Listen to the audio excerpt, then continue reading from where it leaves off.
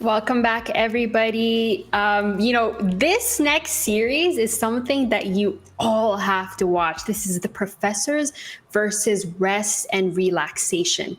Something that was pointed out to us not too long ago, but the professors have put in a lot of work. They've put in 55 scrims in 20 days. They've been working hard to get to the spot, to get to where they are right now. But before we talk about that, I just want to welcome back Joe, yours truly, JYT, our Omega Junior QA tester, content creator, and also Rogue Sub. How's it going, Joey? It's going good. A little bit chaotic morning because I was not expecting the sub for work last minute, but there's only so much you can do when Wingo has seen that Wi-Fi issues, unfortunately. And I was really sad just because I think that would have been to a different series if there was no issues on their end. But despite all of that, that was a really spicy best of three we saw right there. So definitely, World should definitely still be proud despite all the technical issues. Yeah, you did a very great job playing for them, despite being put in the spot like that. But looking at these stats, Trix, go ahead and tell us what we're seeing on the screen. Yeah, we got R&R, a group of incredibly gifted and talented individual players that have come together to form kind of the super team. We see first in average gold, first in objectives at 10 minutes, second in overall KDA. What I like to see from teams in terms of KDA is not just high kills, low deaths, but assists. Assists are a really good metric of how good a team plays together. So you always want to see assists are somewhere around that 1.5 to 2.5 times kills, because that shows that you're not getting a lot of individual one-on-one kills. You're getting a lot of jungle ganks, 1 kill, 1 assist, or you're getting a lot of 2v1s, 3v1s. And that to me speaks volumes about how a team plays around objectives and their jungler and their mid lane ropes. Yeah, Rest and Relaxation was a team that, a lot of people didn't expect to see and, come out of groups and be a part of our semis. But Joey, what do you know about now that we're looking at the professors? Go ahead and talk about them.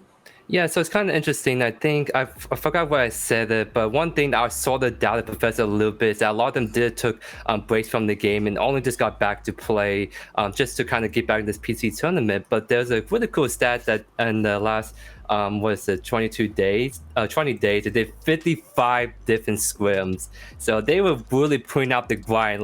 In that short time span, they really did a ton of practicing, and I think there's no doubt that they'll back at their peak with all the scrim practices under their belts.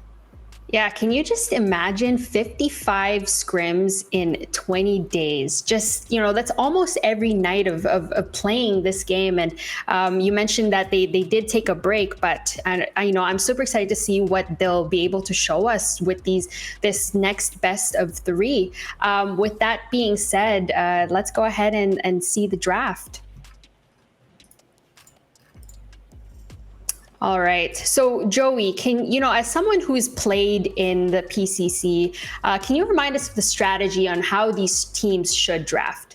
Yeah, so in the first half with these first 3 picks, a lot what the other teams seem to really value a lot are these flexible picks. So you see Belica pick up Ben a lot because she's really excellent in the mid lane and the support as well. It's either that or they go for really just dominated picks like Chimera Jungler. It's sort of just uncontested. It's really hard to shut down that dangerous pick. So it's those kind of picks that we're going to be seeing prioritized in this first half. But we may also see some target bans, which I think in the last game series we watched, they were definitely target banning Pinzo and they target ban some of the player picks. So it really just comes down to knowledge of each other team's players and knowing what the picks you can really just target ban. And we do see the face being banned right here. What do you think of that, Trix? Yeah, that's an interesting pick because she's not as highly contested. She does shut down certain team comps, so this could be an indicator that maybe the Professors is trying to go for a more pick-heavy team comp where the phase kind of really helps to get the carry out of the danger. So if you're playing up against something kind of like a Richter, kind of like a Crunch, where the engages are a little more telegraphed, take a little more time, the phase can really shut that down. Or it could just be like a nice kind of like throwaway pick. You typically don't see those coming out of, first side. Typically, you'll throw away on the second side, so you can get 2 of those higher priority picks. But seeing the Richter ban come out of Rest and Relaxation after the first series where we saw, Mad Corporeal use it to pretty good success, that might not be a surprise. But to me personally, I just feel like there's, more contested picks out there to take off the table. Yeah, like the Bellica Chimera is definitely something that both teams are going to consider at the moment. I don't think the Richter ban is bad necessarily, just because he flex in the jungle support and offlane. He literally can just go anywhere. And if you get caught out instance Python draft against a Richter pick, you can really tear apart your team. And we do see kind of like the standard Decker pick right here. Definitely, it's not the first pick, I would say, but I'm very concerned about like the Chimera or Bellica being picked right here by R&R potentially.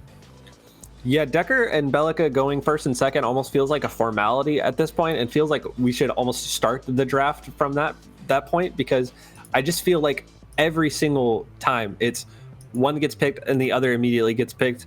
You don't really want to let one team have both, obviously, because they're both extremely strong picks. Bellica very, very strong in the mid lane, but we could see that from the Professors now as Rest and Relaxation opt to, instead of go for the Bellica pick up the Sevarog and the Gideon.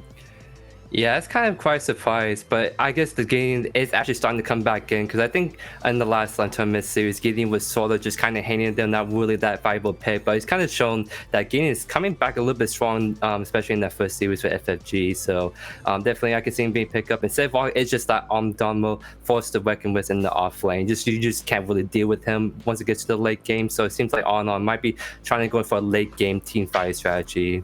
Yeah, we saw that Sevarog absolutely dominate game one of the Rogue FFG series. So could be a strategy that R&R going for. He's really strong, scales up incredibly well. Not too bad in the laning phase, but Professor's picking up Twin Blast and Gadget. Maybe we'll finally get to see that combo that R-Dog is just so desperately hoping for. The containment fence into the Tesla Dome, putting the enemy team into the microwave. And the Twin Blast, like Mugi mentioned, incredibly good win rate across the PCC. He brings a lot of damage. He scales up really well. So that could be Professor's answer to the Sevarog.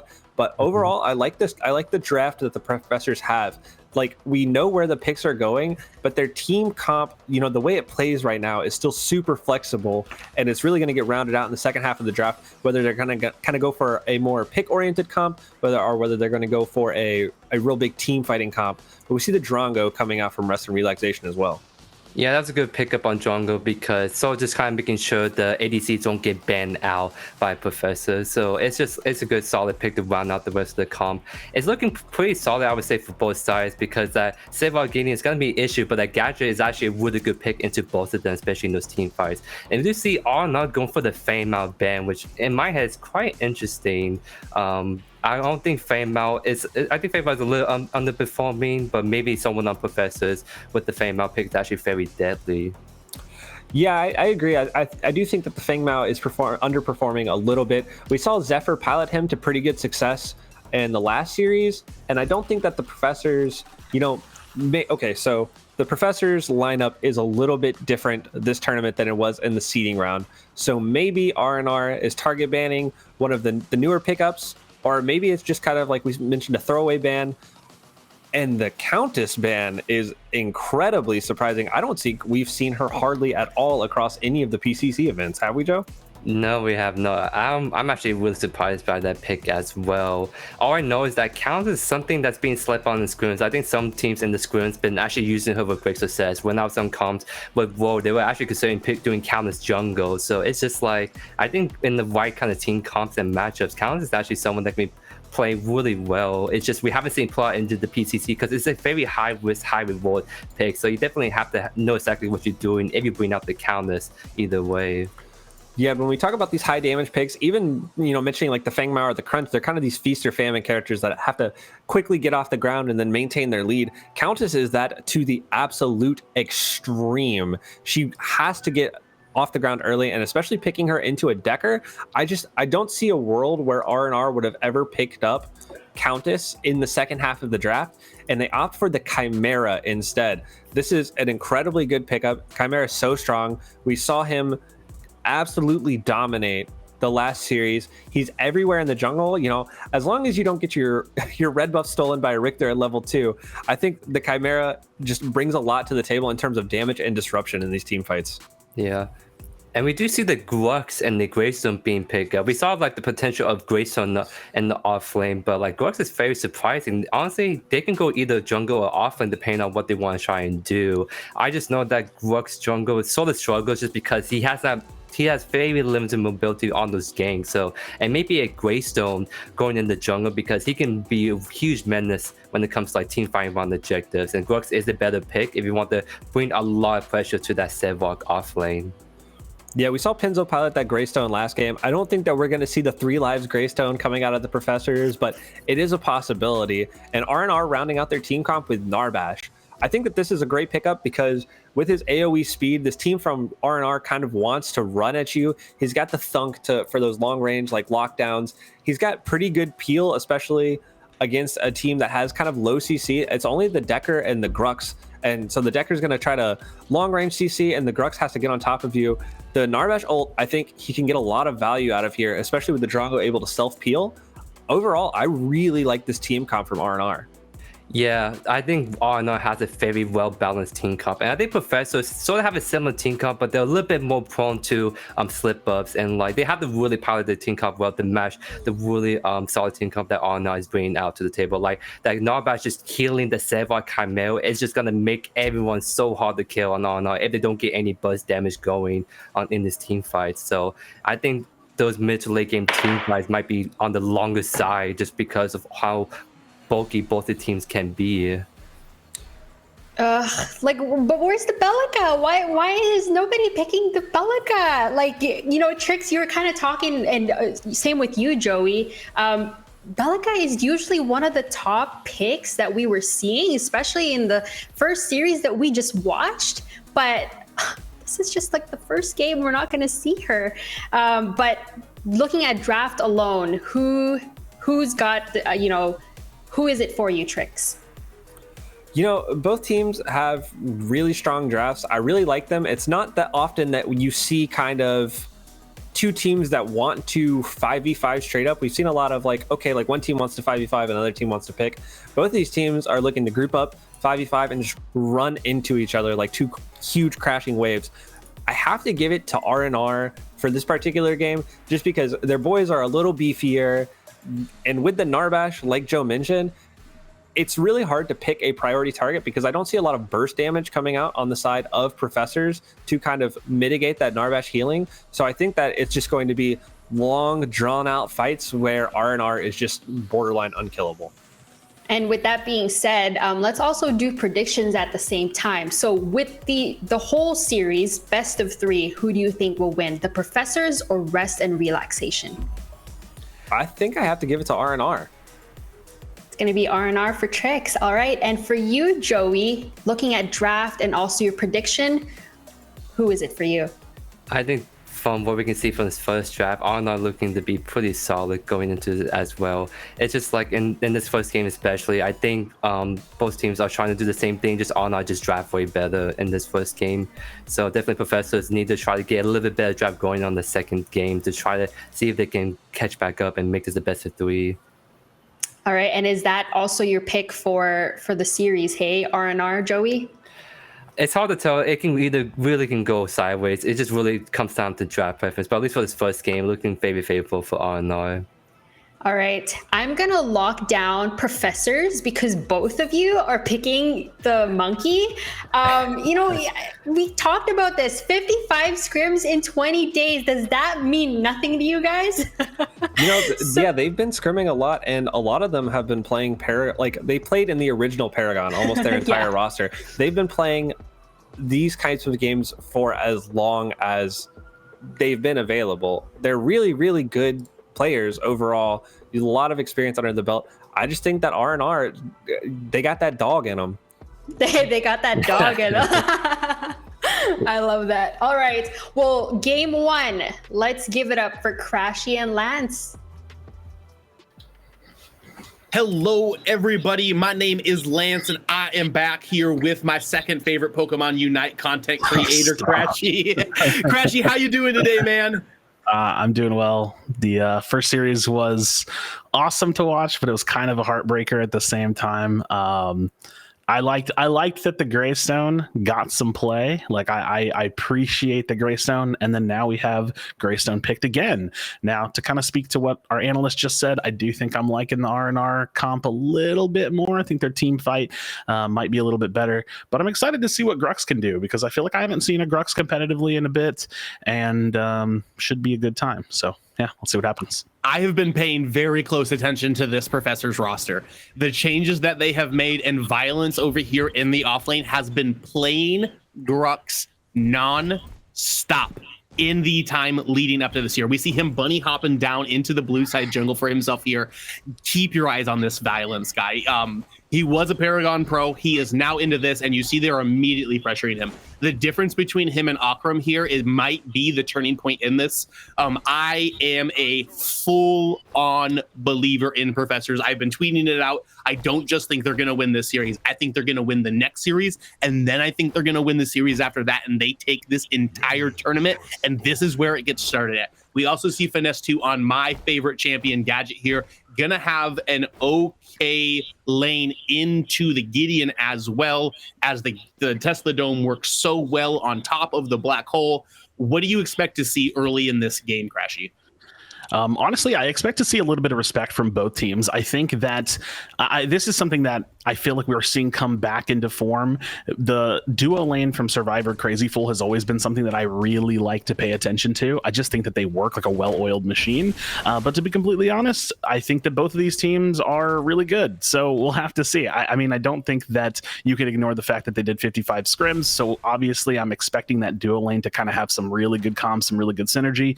But as we're looking at this off lane now, again, I'm kind of keeping my eyes on the Grux. I want to see what this this kind of offlane can do. I play a lot of these heroes because I play the jungle role, but I never know lane matchups, and I feel like the game changes so often, and I haven't been playing scrims competitively, that it's always interesting to see how the offlane can really swing a game. But look at this, already speaking to it, the duo lane in dominant fashion, Survivor Crazy Fool putting out a ton of damage at the 2-minute mark. I mean, this is already not the best position to be in if you're R&R. Yeah, and you know, we have to give the credit to Survivor and Crazy Fool. We talk a lot about how great Vecron is and how he's like levels ahead of the other supports. Well, we just saw, you know, probably the second best support in the game get knocked out with Tekken Kid and Rogue falling off. That really leaves Crazy Fool left as the only other support that I think is really, really holding himself up to it. And North is just going aggro here. Oh, an unfortunate situation. No, he takes the one. Okay, he takes the one. I was going to say an unfortunate situation to see him dive all the way deep, but Nitro was there, so at least it turns into a 1-1 trade. But that's something that could be potentially good for North because he can take that kill and kind of carry it around the map where, you know, Violence is going to be kind of stuck to the lane. He is going to get some of that influx of gold, but he's going to mostly be isolated for the beginning of this game. So hopefully North can kind of take that, turn it into like an extra bit of damage for himself and his build, and then carry that into the other sides of the map. So we'll see how Nitro can maybe use a little bit of this time to put himself ahead in farm, at least a little bit in pacing, but ultimately a pretty decent trade there. Yeah, and put your seatbelt on because this is the way that this entire series is gonna go. Professors plays so damn aggressive, and North might be the most aggressive player I've ever seen in this game. They are going to be running at each other. They are going to be fighting. You're gonna have to sit back. You're gonna need to get your popcorn ready because this one is going to be explosive. Maybe put those Pinzo glasses or Pinzo Dunzo sunglasses on as well because there's gonna be lots of flashes. There's gonna be lots of bangs. We're only, you know, 3 minutes into this 1-1 already, and Violence is just walking towards Akram, trying to start these fights already. Yeah, one thing I wanted to make a quick note of, you know, as we kind of scrolled through to Nitro does have that Warrior Crest, so we might potentially see another case of triple life Greystone. I mean, personally for me, I think that something like Sapphire's Mantle or the, oh gosh, I can't think of the name of the item. Help me, the res item. War Boots? Oh, the res item? My brain, you know what I'm talking about. I can't think of it. The res item is Phoenix. The res item is Phoenix, which is in Warrior, which is what he's building to. Exactly. Yep. So that's what I was getting at. I think that Phoenix, woo, we got it. Okay, Phoenix is actually really, really good on Greystone. I still hear that I think it's troll, or people think it's troll, but I do actually think it's really good for a character that is essentially a bruiser that can do damage, but is like a tank that kind of stalls and creates a lot of time. So that's what I'm hoping to see from Nitro. I'm looking at the build. He's already going towards, you know, he's got his cleaver in hand. He's looking to go towards the Overlord. So hopefully we'll see a little bit of that kind of like stall tank play coming out from Nitro. Brandon Knight needs to be careful. He has the torn space in order to get himself out, as that Gideon is so safe. But here comes the re-engage as Norf does see Nitro. Not level 6 yet on Nitro, so only at 1 life, and they have 3 members from both teams already in this mid lane. And as we said, it's going to be constant fighting. That's the plan for both of these teams. They win through getting early game leads, and both teams are posturing for them as high as they can right now. Yeah, one thing I want to say about the kind of like jungle matchup between Greystone and Chimera is that Greystone doesn't really have much of a presence in ganks. Like, he can kind of show up, do a little bit of damage, and kind of be there as like a secondary response, almost like, you know, just being there as a counter ganker. But ultimately, he doesn't really come online as a jungler until he's got that level 6 and is able to have kind of more of a team fight impact. So Nitro, I'm hoping to see him just kind of grind through the jungle, get to that level 6, and then make some kind of a play there, where Norf can kind of be a little bit more fluid with his decision making. He can jump into a lane and really swing things around, because what you'll notice on Norf on Chimera jungling is he's never going to not be full health, where Nitro going through jungle camps and you know, kind of working his way through the map, he's going to actually lose a little bit of health. So hopefully Nitro can just kind of focus up and get to that level 6, and then we'll see what that can do to the game state as they kind of continue pushing forward, looking to get towards some of those Fangtooths and neutral objectives. Right, and the other thing that is worth mentioning is, you know, he's got that ult on the Greystone, but that doesn't necessarily help him in a pit when they're contesting an objective. He can't use the hunt while he is in stone and while he's getting regenerated like that. So that might give Norf a great opportunity to get a steal in if they're able to pressure Nitro down while contesting these neutral objectives as well. Yeah, definitely kind of the benefit, I guess, of having Greystone in the offlane is not needing to focus on that. We do see Nitro kind of roaming around, getting a little bit of anti-warding with the sweeper. We'll see if he finds anything here in the mid lane. Again, looking to run in on it. I like this, looking for this gank. And we're going to go ahead and get Gideon's teleport, his little portal there. It's a very, very hard champion to knock down, a hero to get the gank on. But finding himself that mid-river buff, a little bit of extra farm, you know, a little bit of anti-pressure coming from the side of, you know, the mid lane. He gets to take that down, not feed into the Gideon mana pool. And ultimately, all things considered, this game has been kind of going pretty chill across the board. Yes, it definitely has been. I do think that the primary objective, as you were discussing, was to get that river buff, deny it from the Gideon. You know, Nitro is an intelligent player. He knows that that torn space is available. There's no real gank potential onto the Gideon there, but it is enough to get him away and steal that pink buff away from him, which is something you really want on a Gideon, especially early, to try to match the clear of the gadget, be able to make those rocks have a bigger impact as they're falling from space.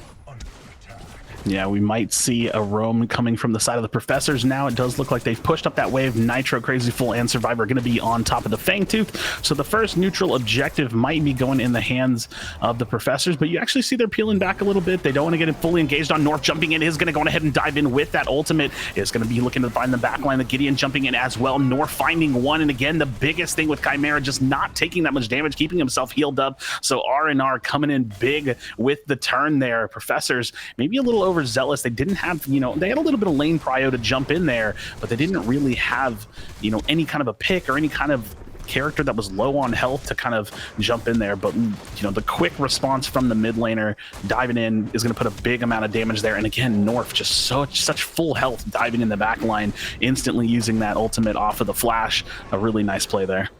PCC 3 MVP North, already making big plays around the map, gets in there, gets that ultimate onto 3 of them. It looks like Professors is gonna steal that first Fangtooth, and just like that, it's turned around. Great pressure by North, great map awareness, already at 3-1. The Overlord is finished. We see Ooga Booga's only got the Ironwood bow. Look how far, even though that's his teammate, North is just so far ahead of the other members on his team. Second highest CS on his team as well. And, you know, it's 2-3 here. Not a massive gold advantage, but the first neutral spot of the map is going to fall over to the side of R&R. We do see Violence already has the Basilisk online in this dual lane matchup as well. Akram just finishing up the Fire Blossom too.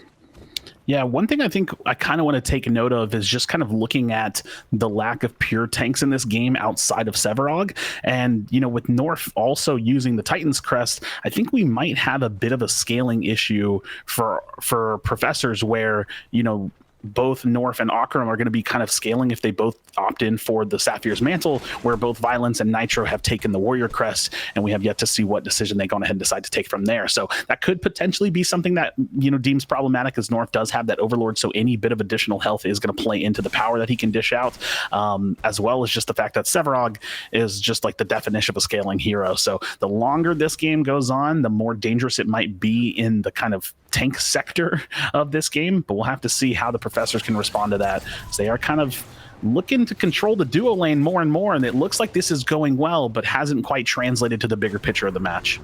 Right, and we were talking about, where Chimera is at, where Sevarog is going to be at later, and you throw a Narbash on top of that as well.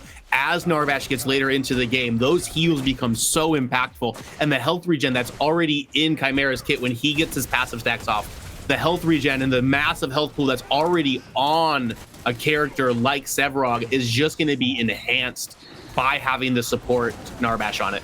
Another big play, another big roam coming out from the side of R&R, and we do have Nitro popping the ultimate there, so not able to make any kind of a pick happen, but forcing that out. Does look like the Gideon has quite a bit of roam agency this game. Violence is going to be pushing down this first tier 1 tower, so a little bit of back and forth from both teams, so just kind of keeping this one pretty neutral even still. The one Fangtooth in favor of R&R, but ultimately I think the game is going pretty well for both teams here. Yeah, kind of knotted up right now. We've seen, Norf have a couple really big impacts. However, the rest of R&R is looking pretty even with everybody. So they're going to have to try to funnel through this Fang Mao. Do what they can is they're going to start a gank onto Finesse here, who's going to be able to just jump down from the plateau. Crazy Fool's over here to help him defend this lane as well. So in the 2v2, Professors is feeling okay. Both champions are going to survive in the mid lane, and we'll just get another little reset out of here. Get back to our neutral states where we're going to be pushing lanes, try to see if anybody's going to get a little overzealous, step somewhere where they can't, where these junglers are going to be able to come in here and clean them up. Yeah, no plays have been made for the mini prime just yet, so we'll see if there's any kind of potential push for 2 lanes to get prio or any kind of a successful gank that might get the Kai with North over onto that side of the map. But for now, taking a look at this duo lane, we still have the continuous, just constant pressure coming from the side of the Professors. Nitro clearing out some wards here, and he actually takes the, I'm really surprised, taking the Icecorn Talons on the Greystone. That's interesting to me as well. I would assume that means he's going to go into more of like a power sort of build, try to be a backline diver more than a frontline tank potentially here. The ult is going to come out of Unga Bunga, but they are going to be able to get out of the range of it. The Decker ult is going to follow up as well, but Norf cannot be slowed down. He's going to be able to come up there, pick that Decker off, going to jump forward onto Nitro as well, who's going to ult immediately. They need to back up here on the side of R&R. Ooga Booga a little caught out there, but very safe on the Drongo. Uses the shrapnel cannon to get himself out of there. Yeah, and I mean, one thing I'm seeing from R&R a ton of is just the constant roams from Brandonite. This is constantly kind of just pushing down that mid wave, finding themselves over in the duo lane, and really getting some coordinated 4-mans over in this lane. So presumably we'll have more and more of that happening as they decide to go for some of these neutral objectives. Akram just kind of holding it down against Violence. Violence does have the Basilisk, so making it a little bit more favorable for them as they're kind of just starting to really push into this. Another Icecorn Talons, but look at this, the big ultimate coming out from Akram, and this is going to be Violence a potential trade. care. Oh, look at that. Oh, no, so here's North, close to though. the root. So Just close to in the root time. with North. Yeah, is going to go ahead and clean this one up for sure. Yeah, very, you heard, if anybody of you tuned into the Seismic interview yesterday, I know he's not in this game, but he was singing praises to people all around it. He called that FFG might be able to beat Rogue. He said, very controversially, in my opinion, that Norf is probably the best jungler in the game. And although I don't disagree with the fact that Norf is absolutely cracked, he's got 6 on his own team, and he's still giving that credit to Norf, which is really a testament to how strong he is. You've seen it in this early game so far.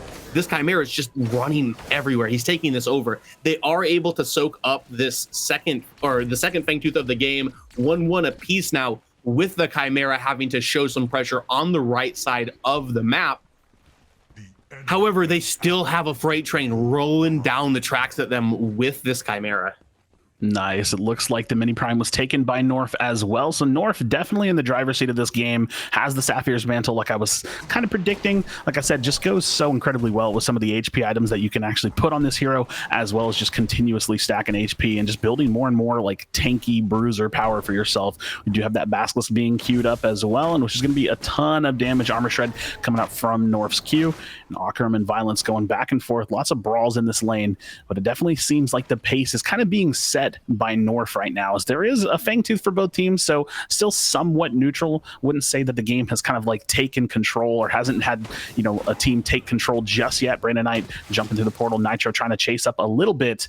This is going to go ahead and resend back into the jungle, find a little bit more farm, and presumably Norf is kind of waiting out there, grabs that river buff, and might look to do the same.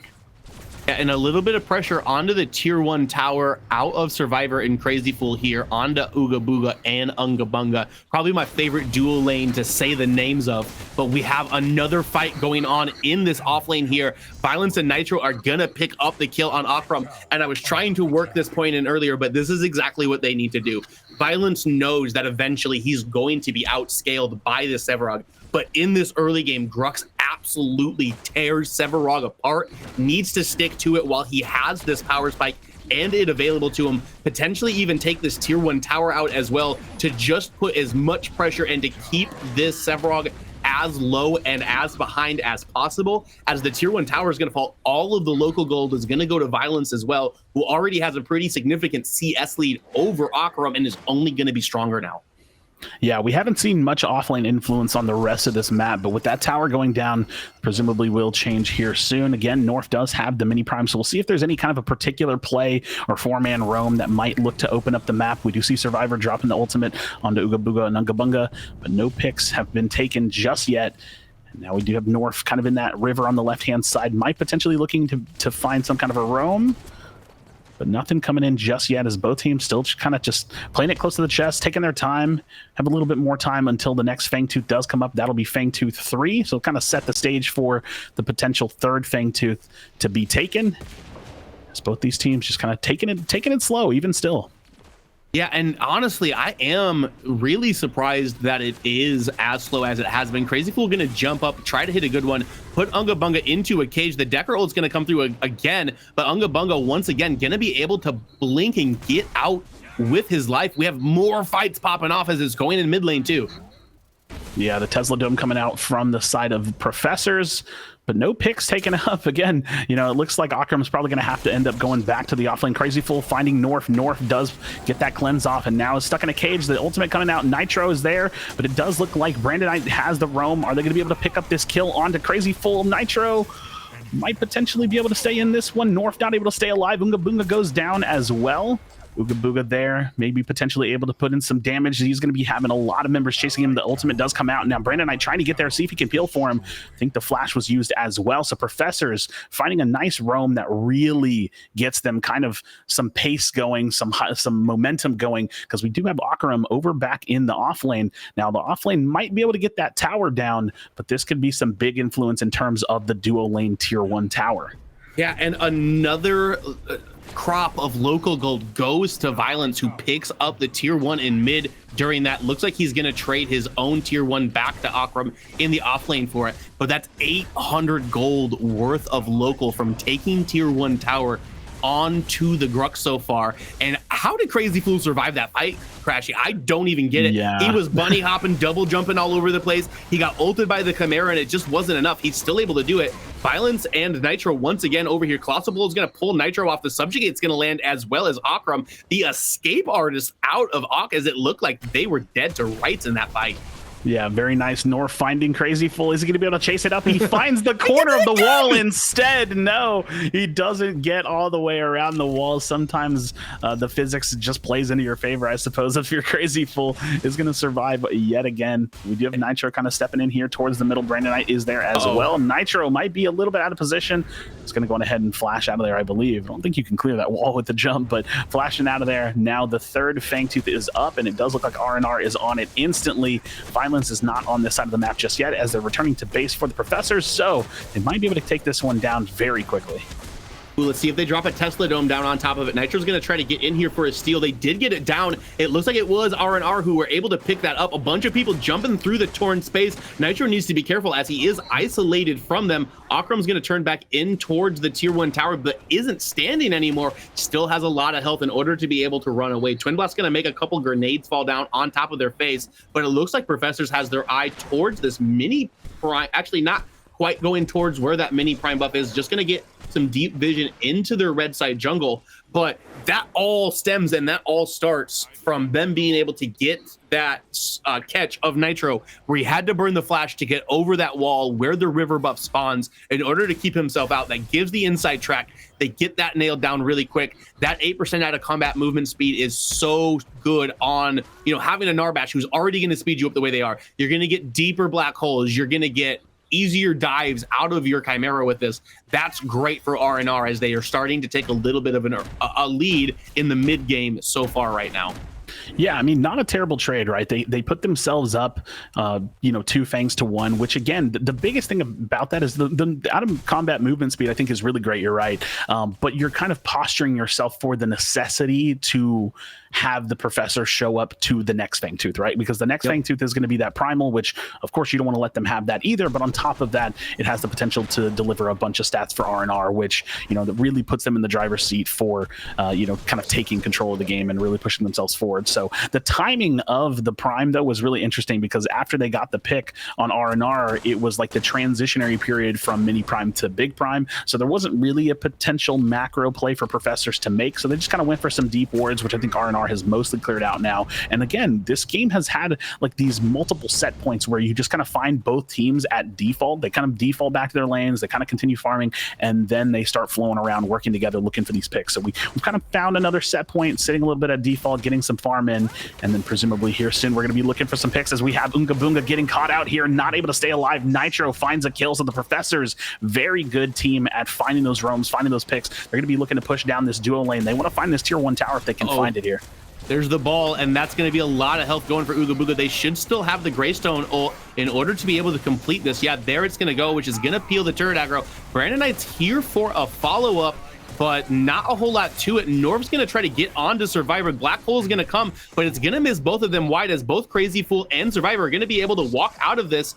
Knight or Finesse 2 able to roam around as well, get some pressure back onto Brandon Knight as they might actually be able to turn this. Ooh, what a good right mouse button coming out of Brandon Knight in order to kill Survivor, but the hat's going to put him down and into spectator mode. The Professors are the team that I just feel like are so incredibly good at getting things to a stable position and finding the perfect time to roam and always capitalizing on it. Like there are often times where, you might have a situation where you kind of create a roam, you create a 4 or 5 man gank, and it doesn't really quite go your way. And then it leaves the other side of the map open for a tier 2 push or for just free farming from the enemy team. But the Professors have found this opportunity to find that pick and then just carry it further and further and further. So now the Professors potentially, in a very good position. They don't have the Fangtooth lead in their favor, but look Survivor at that in that CS last lead, fight. though. They're up almost 200 CS at 22 minutes into the game. It was 8:30 to 6:30 almost, and that is just so much gold. And you saw the Finesse 2 on that gadget, 4-0-2 right now, really having a massive input. I'm gonna say it every single time we see a gadget. That is my favorite champion in both Paragon and in Predecessor and any of the zombies I've ever played. I love seeing her being up in our events, up on the main stage. North needs to be a little bit careful here. The ball does go wide on him, so he is pretty safe. But this is Professors posturing for this or prime.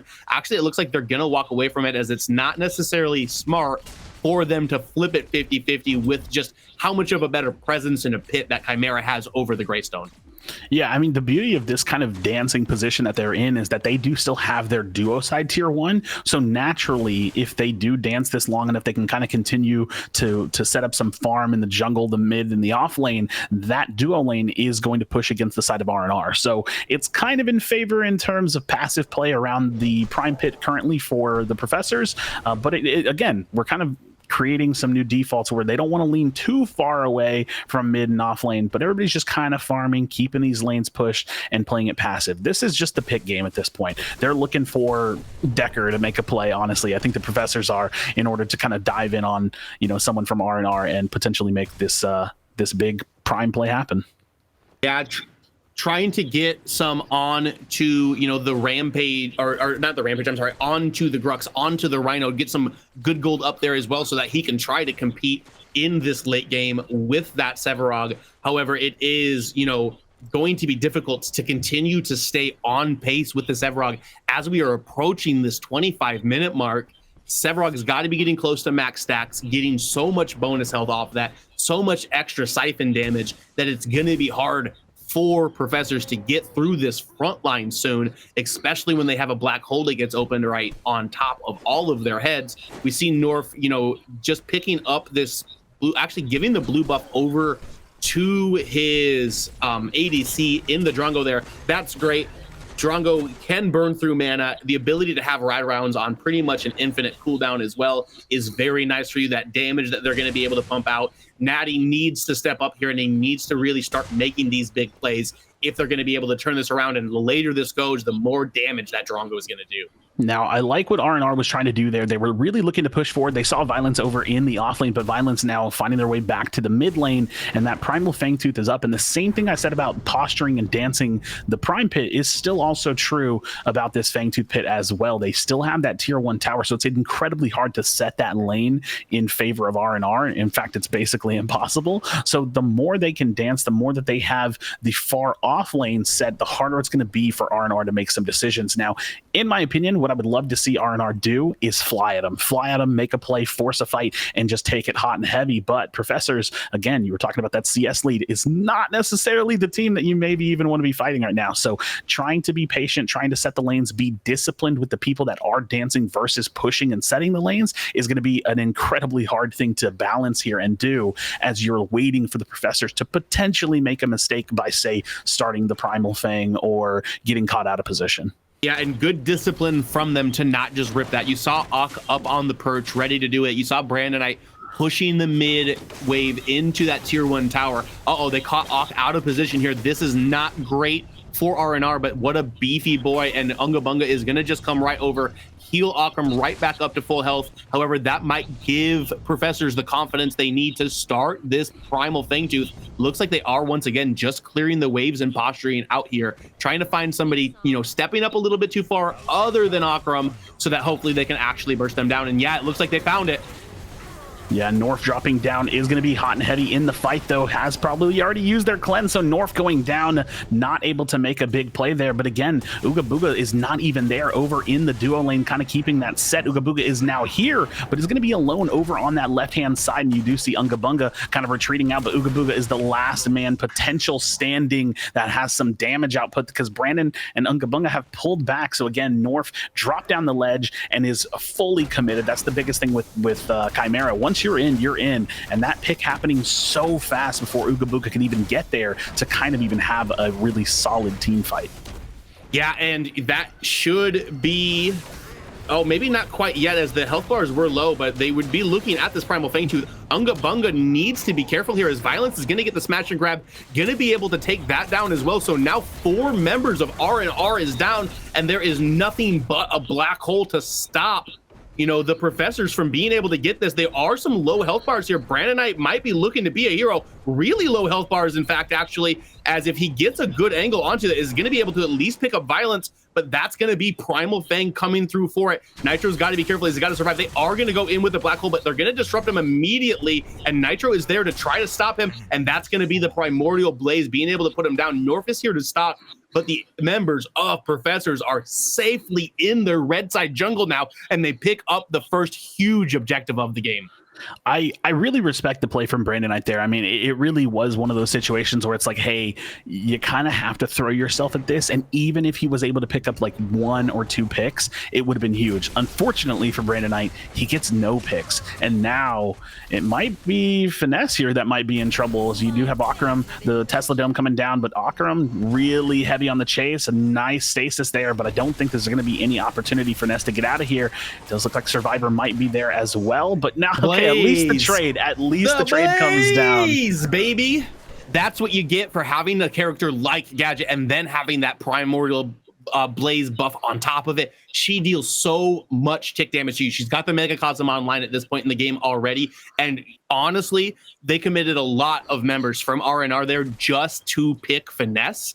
And that was a lot of resources used, and it ends up being a 1-for-1 trade, which isn't hashtag worth in all chat, as now Professors is going to turn their eyes onto the Orb Prime, should be able to pick this up, as well as the members of RNR aren't really in spots where they can do it. Norf is going to have to be a hero, but he's going to catch a ball to the face as soon as he gets in here. Yeah, Norf going in hot and heavy. The Decker Cage has already come out. Norf, I don't know if he has a big ultimate coming out. Yes, there it is, but unfortunately not able to stay alive. And again, the Blaze from the side of the Professors. It is just so much damage. I mean, it's almost as simple as just saying that you cannot fight them. Brandon Knight not able to get a solid ult off. Nitro still has the ultimate there, and Ooga Booga not able to get very much going for them at all. And it's so crazy. RNR has the team comp that I really was liking and favoring more, but that's the thing. When you have a more aggressive comp coming out from the side of the Professors, they just do so much damage, and they have a very hefty lead here. Our desk leading into the day, we're talking about the potentials of seeing Time Flux. They talked about seeing it on Gideon, but how it makes it so much higher of a skill cap for you to play in. You saw that affect Brandon Knight in that fight. He got in, the Black Hole was in a pretty good spot, but it snapped him back to reality because he was at the end of his time flux, so it put him back, got him into somewhere safe. He ended up getting picked anyways, and it was only Ooga Booga that was left up for RNR, but great team fight out of Professors there. Norf's the only one who was really on his toes and able to respond to the fact that they are on that or prime buff, and that ends up being a team wipe as they come in staggered, and there we go. That's Orb Prime onto the side of Professors. Yeah, one thing I think we have to say and kind of speak to is just the discipline and the communication from the Professors to start the Prime and really pull them in and then just turn and whip off and you know, commit to the fight. You know, a lesser experienced team would maybe not have the conviction to do that kind of a play. They might be, you know, uncoordinated. They might not have, you know, the confidence to start something like that, and then would be mismatched in terms of who peels off and who stays on it. But again, with that Primordial Blaze, they have so much fight potential and violence pushing up this off lane. They do have this Orb Prime now as well, and this is where they're looking for at least probably a couple inhibs here. But the fight's breaking here in mid. It does look like one player is going to be going down very quickly from the side of Survivor, not able to stay alive. The Tesla Dome coming down as well, and now Brandon Knight in the top of the fight. Is he going to be able to get some picks? It does look like this is going pretty well for R&R, so it does look like the Professors have mostly fallen here. Nitro's still alive. I don't know if he still has his ultimate or not. It does look like he's still going to be staying in here trying to fight off Norf if he can. Norf not able to stay alive. Yes, he has the flash, and Nitro puts the ultimate down. Violence is there to back him up, so a little bit of back and forth, but that is at least going to slow down some of the sieging power from the Professors. Yeah, 3 members up for R&R, only 2 up for Professors, but these 2 heroes can really dive and they can really siege in both Nitro and Violence here. However, the ults have been burned for all of them, so they don't want to take too long of an engage. But look at him, he's Gruxin. He's just going to swing. He's just going to swing left. He's going to swing right, and he's just going to take these guys down. He knows he has the health regen that comes from this prime buff. Narbash is not going to be able to hold up to the 2 of these, and they have to be in retreat mode as this turret is probably going to fall. If a thunk lands, yeah, that's going to be enough. That's the full RGS ace onto side of R&R, all 5 members down. Violence absolutely diving in, flashing in, making it happen. Nitro just holding the tower there as well, isn't able to stay alive. And Violence, I'm not gonna lie, he was dancing. He was dancing on the edge of that tower line there, and you could see the tower looked and targeted at him, and then he stepped out of range. So I really thought he wasn't gonna stay alive there. But there's the 1 inhib down. So Professors now have a pretty sizable lead, and it's not even just the lead that they have, but the pressure that inhib is gonna provide, you know, going forward. The map is theirs to own, and R&R is going to have to change some things up if they want to make something happen. But I think that these fights are just so hot and heavy coming from the side of the Professors, and even, you know, with the Tesla Dome, that's kind of a gigantic part of their team fight. If you do have Norf and Akaram kind of diving the backline or, you know, trying to stay into a fight, the Tesla Dome just comes down, and it's incredibly hard to fight into that. So much damage. The Megacosm is a menace of an item. Turns a tank to paper. Tesla Dome, one of the best team fighting ults, especially if you have some setup before you. They definitely have that on the side of Professors. That Grux can do so much setup that Decker can do so much setup. They've got such good ways to pile into each other. And we got a quick look into Violence's pockets right before he hit that back. After that good play we saw, he was going back with 3,100, almost 3,200 gold, gonna pick up almost an entire item at that point, gonna come back even stronger. They already struggling to stop him, and what are they gonna do at this point? Unga Bunga's right there, but he's got to turn tail and run away as the Rhino is charging him down. It's a stampede, baby. He's Gruxin. Yeah, and I love the build coming out from Violence as well. It's all the shredding items. Look at this fight breaking down, though, right before our eyes. Violence already diving deep back in the back line. So Akram looking to throw out the ultimate, try to see if he can create some space. Uga Booga is now finding himself against the wall. Violence is there, not able to stay alive. Violence takes him down, and now Akram and Brandon Knight are forced to run out. Will they even be able to get out? Violence is completely hot and heavy on the chase. Brandon Knight might be able to find a pick here as well. It does look like Survivor has opted to kind of dip out on this fight and go find some mid push. So Brandon Knight, Akram, very, very low. Survivor still looking to siege here. Yeah, Violence was really close to turning that around. They are able to take him down, get a big shutdown into Brandon Knight to end that fight up, but he was one right mouse button away from double killing at the end of that, picking up both Ak and Brandon Knight, which would have completely turned this game, but or not, maybe not turned it, would have almost completely ended this game, as you do see the minions pressuring down onto the core. Actually, that's the game. It just ends. I don't know where this came from, but boom, just like that, Survivor's going to take the core down, and that's going to be game one for Professors. We're right on the precipice of another upset in the quarterfinals of this BCC 5 main event. What happened in that game, Crashy?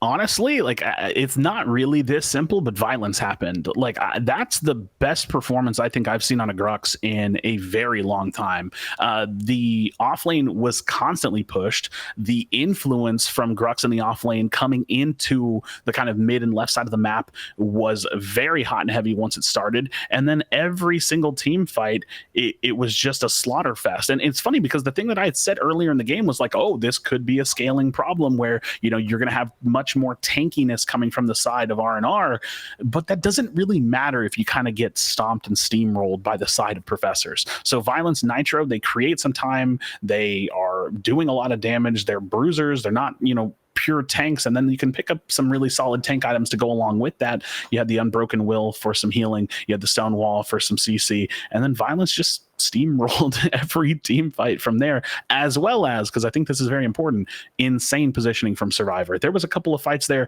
where Survivor used the dash, used the flash, got out of everything, including the Gideon ultimate, and just kind of put on a clinic. So really good shot calling, really good team play, really aggressive. Professors gets it done.